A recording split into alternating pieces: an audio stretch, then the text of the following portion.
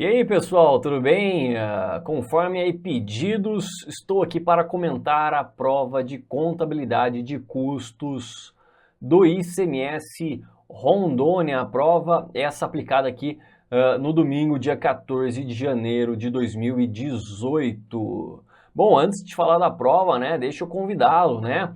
Curta aí minha página no Facebook, se inscreva no meu canal no YouTube e também me siga lá no Instagram, basta você procurar aí Profigor Sintra, tudo junto, Profigor Sintra, tá ok? Essa prova que contou então com 5 questões de contabilidade de custos e certamente o meu aluno, ou seja, o aluno que adquiriu, seja o meu curso específico de contabilidade para o ICMS Rondônia em PDF ou em vídeo, a gente viu ao longo do curso, né, todas essas questões que caíram, né? A não ser que esse aluno não tinha tempo para resolver essas questões, mas se o aluno teve tempo, né, e estudou o material de forma adequada, certamente ele gabaritou essas 5 questões de contabilidade de custos, tá? Então vamos dar uma olhadinha na tela. Olha aí, ICMS Rondônia, prova aplicada aqui em dia 14 de janeiro de 2018. Vamos analisar as questões de contabilidade de custos.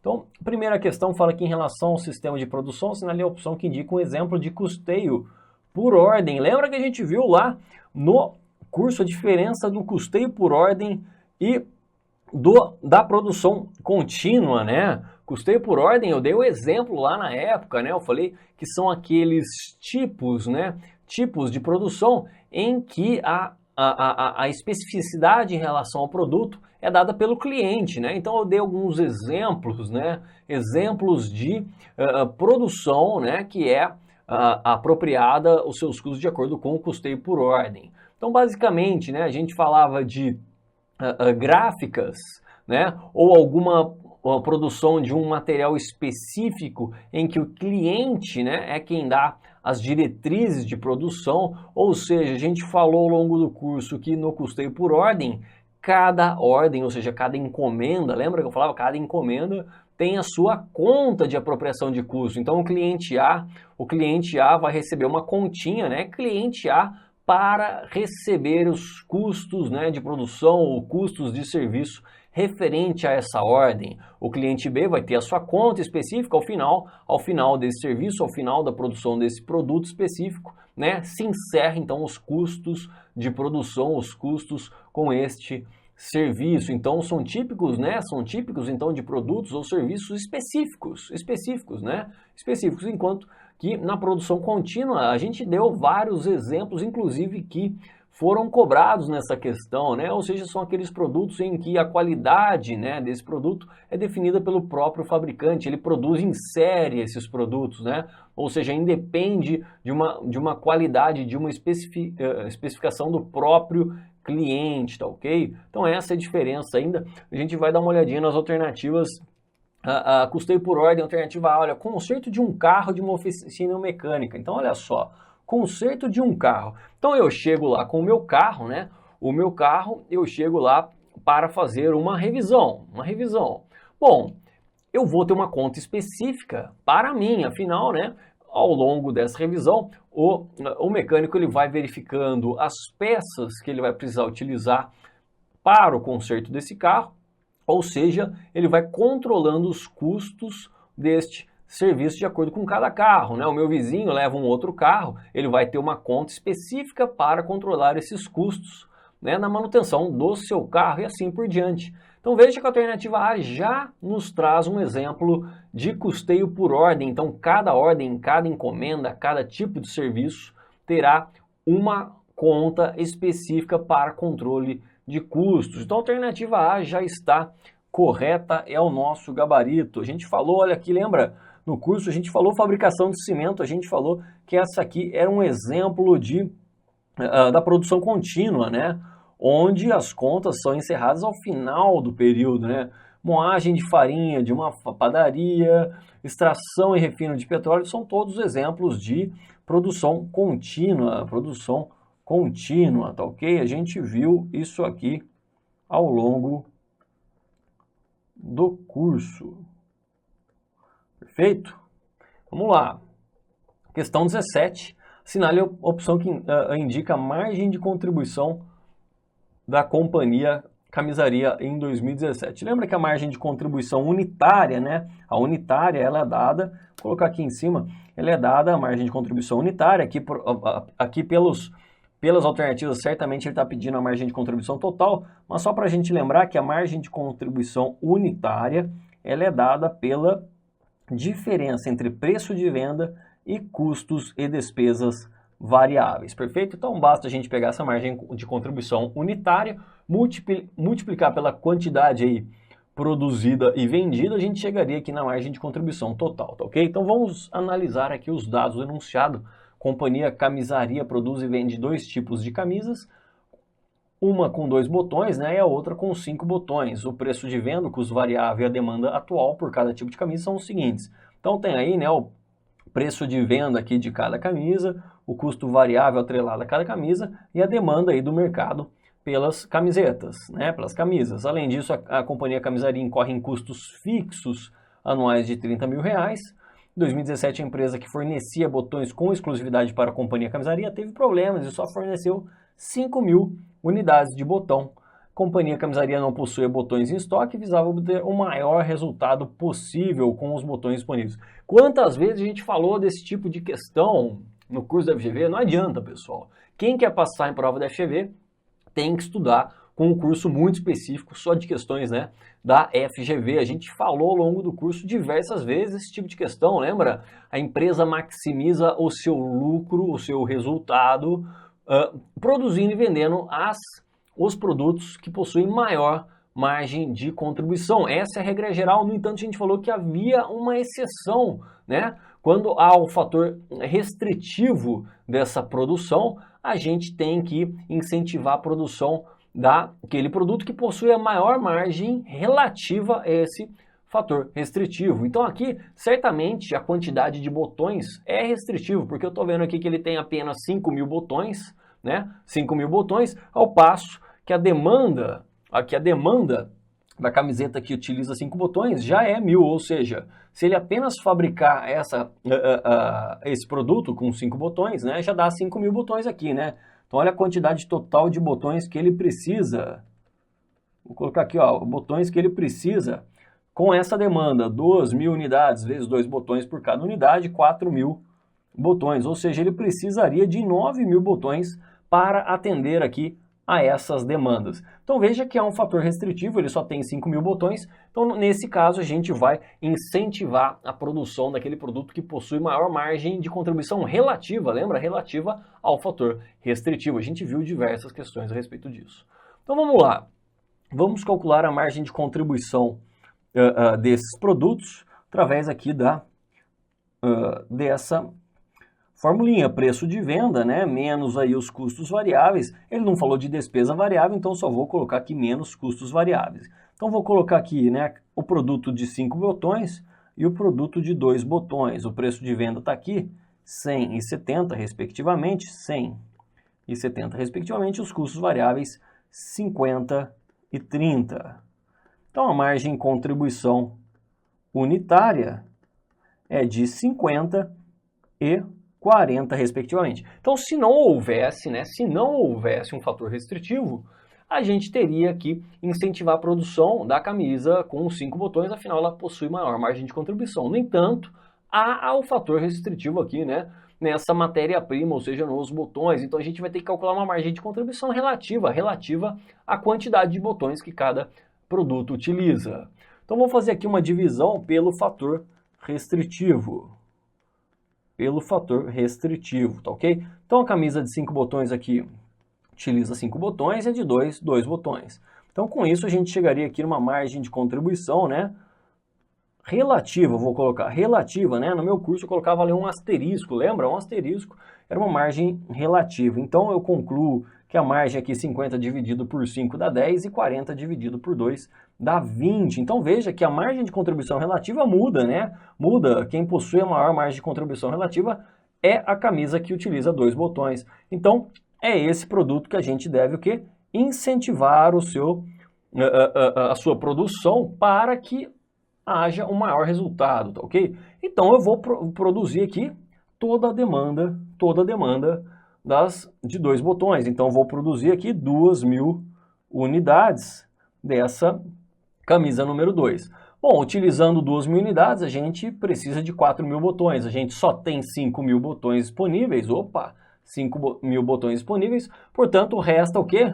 Restam 1.000 botões. 1.000 botões. Como a camisa 5, né, utiliza aqui 5 botões, eu vou conseguir produzir mais 200 unidades, perfeito? Então, olha só, 2.000 unidades aqui, eu vou consumir 4.000 botões. E fabricando 200 unidades da camisa com 5 botões, eu preciso de mais 1.000 botões. Então, 1.000 aqui com 4.000, a gente chega aqui nos 5.000 botões. Então, essa aqui é a produção, perfeito? Ele está querendo a margem de contribuição, então a margem de contribuição agora ficou fácil, né? Vamos lá. A margem de contribuição do produto 5 e do produto 2, a gente calculou aqui, né? R$50 e R$40, respectivamente. Basta multiplicar pela quantidade. Foram fabricadas 200 unidades da camisa com 5 botões e 2.000 unidades da camisa com 2 botões. A gente chega na margem de contribuição total neste cenário, nesta produção. Ou seja, 200 vezes 50, 10.000 e 2.000 vezes 40, 2.000, opa, isso, 2.000 vezes 40,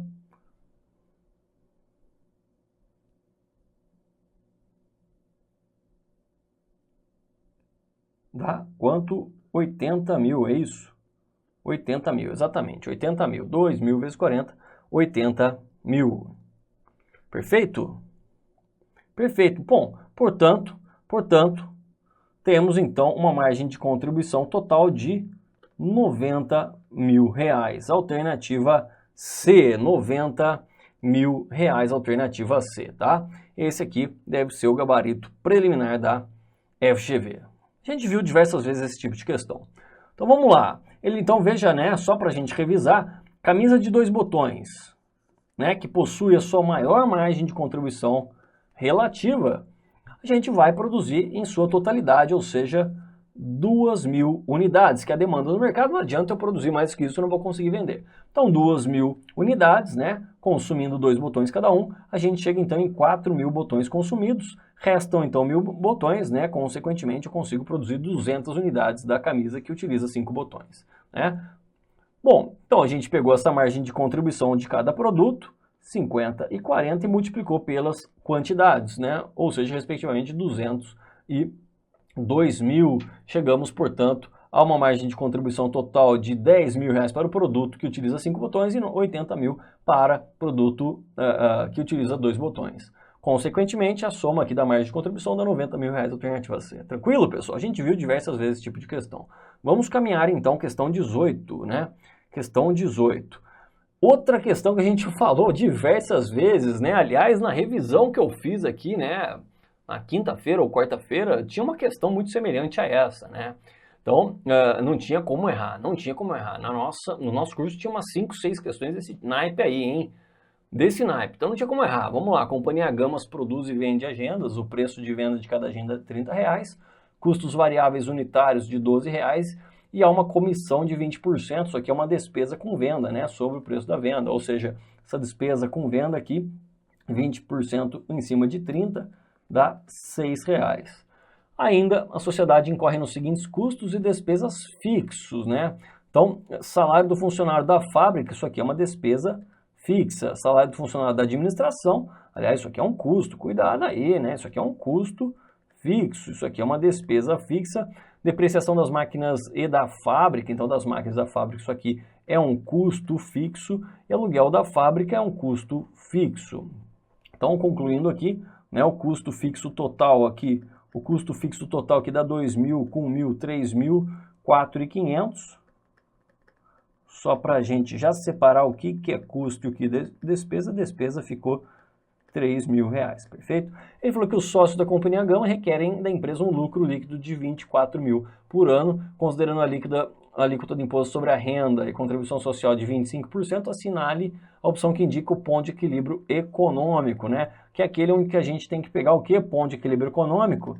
pegar os custos fixos mais as despesas fixas, mais o lucro desejado, dividido pela margem de contribuição, que é dada pelo preço de venda menos custos variáveis e despesas variáveis. Mas no curso eu falei várias vezes, cuidado com esse lucro aqui é o lucro antes do imposto sobre a renda, né, e a contribuição social. Então a gente teria que calcular o lucro antes do imposto de renda. Como a gente faz isso? Ora, então o lucro antes do imposto de renda é o que a gente quer, menos o imposto de renda e a contribuição social sobre o lucro líquido, que ele falou que é de 0,25, né, 25%, a gente chega então ao lucro líquido do exercício, que esse sim é o lucro desejado de R$24 mil, né, R$24 mil. A gente falou diversas vezes, né? Então 0,75x é igual a R$24 mil, x, portanto, é de R$32 mil. Esse aqui é o lucro antes do imposto de renda. A gente falou que no cálculo do ponto de equilíbrio econômico, diversas vezes a gente tem que utilizar aqui o LAIR, tá ok? Então, ponto de equilíbrio econômico, custo fixo a gente viu ali 4.500, mais despesa fixa de 3 mil, mais o lucro antes do imposto de renda de 32 mil reais, dividido pela margem de contribuição, que é o preço de venda de 30 reais, menos custos variáveis de 12 reais, menos despesas variáveis de 6. Então isso aqui vai dar 3.291,7 unidades, né? Então arredondando, a alternativa E é o nosso gabarito, arredondando aqui 3.291,7, chegamos à alternativa E, tá ok? Vamos lá, questão 19. Questão 19, o que ele está querendo? Com base nas informações acima, assinale a opção que indica o lucro líquido da companhia Alfa antes dos impostos em novembro de 16. Então ele quer o lucro antes dos impostos. Ok, vamos lá. Companhia Alfa fabrica e vende 3 tipos de sapatos, a de neném, infantis e de adultos. Sociedade utiliza o método de custeio variável. Lembra? A gente falou várias vezes, o método de custeio variável é aquele em que apenas os custos variáveis são apropriados aos produtos. Os custos fixos, por sua vez, são o que? Apropriados diretamente ao resultado, como se despesa fossem. Lembra? Como se despesa fossem, afetam diretamente ao resultado, ou seja, não passam pelos estoques, como lá no método do custeio por absorção, onde todos os custos passam pelos estoques, né? Apenas são apropriados ao resultado quando da venda dos estoques. Então, essa é a diferença entre custeio variável e custeio por absorção. Ele está querendo que a gente trabalhe no custeio variável. Em novembro de 16, a companhia Alfa apresentava as seguintes informações por par. Então aqui, né, tem aqui os pares, a capacidade de produção, tem o preço de venda, né, matéria-prima é um custo variável, mão de obra direta é um custo variável, então isso aqui vai entrar dentro do custo do produto, né? Afinal, são custos variáveis. Ele fala que, além disso, os custos indiretos de fabricação comuns aos 3 produtos eram de R$1.000. Bom, custos indiretos aqui eu vou entender, né, como custo fixo, afinal, a maioria dos custos fixos acabam sendo indiretos. Por exemplo, de custo fixo, né? Pega aluguel da fábrica, despesa de seguro da fábrica, você pega o salário do supervisor da fábrica, são custos fixos indiretos, porque ele produz aqui 3 produtos, então a gente não tem condição de apropriar diretamente a esses produtos, esses custos fixos, tá ok? Então, ali eu vou entender custos indiretos como custos aqui fixos, tá ok? De R$1.000, ele fala que há despesas de R$3.000, ou seja, esse custo aqui de R$1.000 eu vou lançar diretamente, né, como despesa, lembra? Despesa, né? Como se despesa fosse, né? Como se despesa fosse.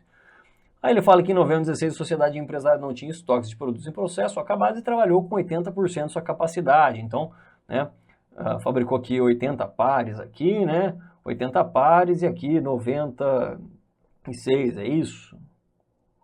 Então, ainda nesse mês as vendas foram de 60, 70 e 80. Então, com isso, qual que foi o lucro, né? Qual que foi o lucro? Bom, então custeio variável, né? Custeio variável, o custo desses produtos referem-se aqui às unidades vendidas, né? 60, 70 e 80 pares, ou seja, são apenas os custos variáveis, né? Apenas os custos variáveis. Os produtos que não foram ainda vendidos, esses custos variáveis estão lá no estoque de produtos acabados. Então nem preciso verificar, né, quantos produtos foram efetivamente produzidos e vendidos. Esqueça, vai direto para os produtos vendidos. Então vamos pegar o seguinte, vamos pegar aqui, calcular a margem de contribuição. Vou fazer aqui para facilitar, hein? A margem de contribuição de cada produto. Ó. Vou fazer aqui para facilitar, para a gente ganhar espaço. Então a margem de contribuição seria aqui, né? 50 menos 25. 25 é a margem de contribuição do produto aqui neném, sapato neném. 70 menos 35. Temos 35 de margem de contribuição do sapato infantil e do adulto 100 menos 65 dá 35 também. Então essas aqui são as margens de contribuição unitária. Por que eu vou fazer isso? Ora, porque agora basta eu multiplicar pela quantidade vendida, eu vou só replicar aqui, né? 25, 35 e 35, né? Então, N de neném, I de infantil e A de adulto, beleza? Basta eu multiplicar pela quantidade vendida, ou seja, 60 pares, 70 pares e 80 pares, respectivamente, eu chego aqui na margem de contribuição total. Então, 25 vezes 60 dá 1.500, 35 vezes 70 dá 2.450, 35 vezes 80 dá 2.800, ou seja, essa margem de contribuição total aqui foi de 6.750. Ou seja, na margem de contribuição eu já considerei preço de venda menos custos variáveis, despesa variável não falou nada, né? Eu chego aqui em 6.750. O que falta para eu chegar aqui no lucro antes do imposto de renda? Apenas apropriar esses custos indiretos de fabricação de R$1.000. A gente viu que no custeio variável os custos fixos são apropriados diretamente ao resultado. Eu não sei o que eu fiz aqui, mas tá beleza. Eu não sei o que eu fiz aqui. Aí voltou, né? Menos as despesas. Menos as despesas gerais e administrativas de R$3.000. R$3.000. A gente chega então aqui ficou curto, né? Ficou curto. Eu vou colocar aqui, ó. Chega ao lucro, então, antes do imposto de renda, de 6.750 menos 4.000, 2.750. Alternativa B, né? Alternativa B, então aqui a grande sacada era jogar tudo isso aqui como se despesa fosse, tá ok? Ou seja, não transita pelos estoques. O aluno que transitou isso aqui pelo estoque, aí teve um trabalho imenso, né? Porque ele teve que calcular o custo unitário de produção, depois multiplicar pelos pares vendidos, né? Teve um problema aí imenso para fazer, era bem mais fácil. E a questão 20, a última questão de contabilidade de custo, também bem tranquila, tinha isso aqui dentro, a gente discutiu isso aqui dentro do nosso curso, as 5 questões. Então a companhia Delta fabrica e vende 20 tipos de cadernos. Entre os tipos estão cadernos grandes, médios e pequenos, com e sem linhas, capa dura, capa mole, diferentes capas. Além disso, a empresa aceita encomendas de escola para a produção de cadernos customizados. Ele diz que os custos fixos da empresa costumam representar 70% do custo total. Ou seja, percebe-se que dentro da estrutura de custo total dessa empresa, né, os custos fixos são bastante significativos. Com base nas informações acima, assinale a opção que indica o método de custeio mais adequado para a companhia. Bom, seria o custeio baseado em atividades. Lembra quantas vezes a gente discutiu isso aqui em aula, né? Que o grande problema do custeio por absorção é exatamente o rateio dos custos fixos. Lembra que a depender do critério de rateio utilizado, cada tipo de produto vai ter o seu custo unitário muito variado, né? Ou seja, ele vai aumentar ou diminuir, vai depender do critério de rateio, não da produção em si. Então, se eu pego como critério de rateio a área em que aquele produto, né, a área de produção daquele produto, eu vou ter, então, um tipo de rateio desses custos fixos. Se eu escolho como critério de rateio o número de unidades produzidas, eu vou ter outro tipo de custo fixo unitário apropriado a esse produto. Se eu tenho um maior volume de produção de um caderno que não tem nada a ver com esse, o custo fixo desse produto também é alterado, ou seja, né, é uma grande arbitrariedade o rateio dos custos fixos utilizado lá no custeio por absorção. E quem vem eliminar não, a gente falou que não elimina, né? Quem vem reduzir essa distorção, lembra que eu falei várias vezes, né? Que a FGV falava que o custeio ABC vem eliminar, não vem eliminar não, isso aqui está errado, ela vem reduzir essas distorções provocadas pelo rateio, né? Um tanto quanto arbitrário do custeio por absorção, exatamente dos custos fixos. Então a gente falou quantas vezes ao longo do curso que nas estrutura de custos de uma empresa atualmente, né, onde a tecnologia das máquinas, né, é muito grande, consequentemente o custo dessas máquinas também é grande, que a estrutura de custo então de uma empresa, né, está crescendo muito em relação aos custos fixos, ou seja, cada vez mais os custos fixos representam uma parcela muito grande dos custos totais da empresa, né? E isso gera um problema de alocação de custos, porque se a empresa adota um critério de rateio aí, um pouquinho diferente em relação ao outro critério de rateio, os custos dos produtos acabarão sendo muito divergentes entre esses critérios. Então, a gente falou ao longo do curso que quem vinha para minimizar, né, minimizar e não eliminar este problema de rateio, né, era o custeio baseado em atividades, afinal ele faz o rastreamento, lembra? O rastreamento desses custos, lembra? Os custos eles ficam primeiros alocados aos departamentos, posteriormente eles vão custear as atividades, né? De acordo com os direcionadores de custos de recursos e posteriormente através da utilização de direcionador de custos das atividades é que são apropriados aos produtos. Então a alternativa E é o nosso gabarito. Novamente eu repito, quem fez o meu curso, né, com muita atenção, com carinho, sempre batendo nos seus pontos fracos, passeou nessa prova de contabilidade de custos, né? Se você ainda não conhece meus cursos, pelo amor de Deus, né, vai lá. Pode me procurar, seja no Facebook, no canal, no YouTube ou no Instagram, né? Posso aí indicar o melhor curso para você. Por que o melhor curso para você? Porque depende, né? Não existe o melhor curso do mercado, é o melhor curso para você. Eu tenho que saber qual que é o seu foco, qual que é o seu nível, enfim, a depender do seu foco, né, da sua banca organizadora, a gente vai indicar o curso mais específico, ou seja, o que se encaixa às suas necessidades.